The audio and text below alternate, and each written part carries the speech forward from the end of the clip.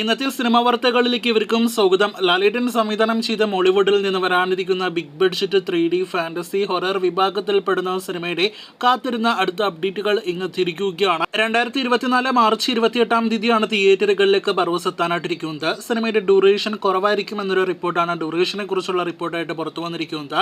2 മണിക്കൂറിൽ താഴെയായിരിക്കും സിനിമയുടെ ഡ്യൂറേഷൻ എന്നാണ് വിവരം. ലാലേട്ടന്റെ കരിയറിൽ സമീപകാലത്ത് ഇത്രയധികം ഡ്യൂറേഷൻ കുറവുള്ള സിനിമ ഉണ്ടോ എന്ന് സംശയിക്കുന്നു. എന്നാൽ ബർവസ് എന്ന സിനിമയ്ക്ക് ഈ ഡ്യൂറേഷൻ നല്ല ഡ്യൂറേഷൻ തന്നെയാണ് എന്നാണ് നമ്മുടെ ഒരു അഭിപ്രായം. കാരണം വിദേശ സിനിമകളുടെ ഹോളിവുഡ് സിനിമകളുടെ എല്ലാം തന്നെ ഈ ഫാന്റസി ഹൊറർ വിഭാഗത്തിൽപ്പെടുന്ന സിനിമകൾക്കെല്ലാം തന്നെ 1.5-2 മണിക്കൂർ ദൈർഘ്യം മാത്രമേ നാം കാണാറുള്ളൂ. അത്തരത്തിലുള്ളൊരു ദൈർഘ്യവുമായിട്ടാണ് ബർവസ് എത്താനായിട്ടിരിക്കുന്നത്.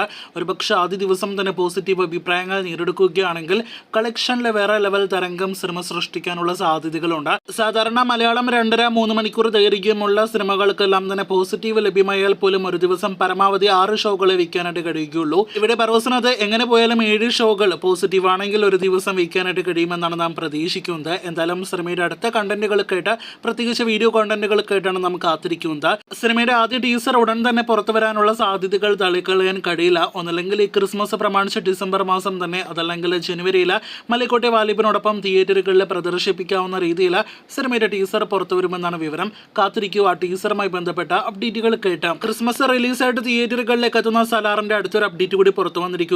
പൃഥ്വിരാജ്, പ്രഭാസ് എന്നിവർ പ്രധാന റോളുകളിലെത്തുന്ന പ്രശാന്ത് നീൽ സംവിധാനം ചെയ്യുന്ന സിനിമയുടെ 3 മിനിറ്റിലധികം ദൈർഘ്യമുള്ള ഒരു ട്രെയിലറും 3 മിനിറ്റിലധികം ദൈർഘ്യമുള്ള ഒരു ഗാനവും ഇതിനോടകം തന്നെ പുറത്തു വന്ന് കഴിഞ്ഞതാണ്.